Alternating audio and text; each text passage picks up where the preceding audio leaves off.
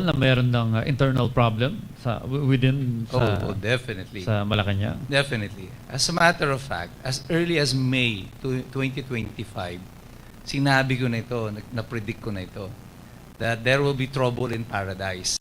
And nang lumabas na si Toby Chanco, after the senatorial election, the cracks nung pader ng Malacanang has already exhibited itself. And I said, papalaki lang ito ng papalaki. And fragments started to fall. And si Martin Romualdez is the biggest fragment of this wall that is collapsing right now. Several weeks ago, umuugong na itong balita na meron na talagang away sa loob. Yung faction nila, Liza Marcos. Pero question, Attorney Mike, wala namang dinenay si former House Speaker na walang korupsyon. It's just, sinabi niya na hindi siya. Pero hindi niya sinabing walang nangyaring ganyan. Yes, Wala. Exactly. Glaring din yun. Glaring din yun.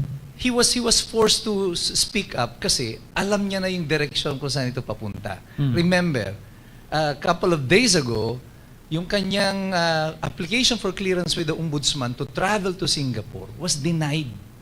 Kasi daw siya ay nasa what do you call that? Parang closely monitored sila, no? So, although wala siyang whole departure order, they are very closely monitored. So, kapag ikaw ay government official, you can only travel with the clearance from the office of the Ombudsman. At this time, dininay siya. That is a clear signal to Romualdez that something is seriously wrong.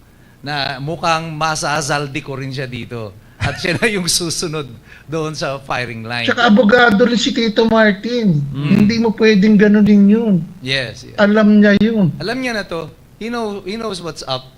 So, he jumped the gun. Nauna na siya nag-warning. Pag sinaling niyo ako, marami akong alam. Yan ang sinasabi niya. Kumbaga, Ako is not for sale.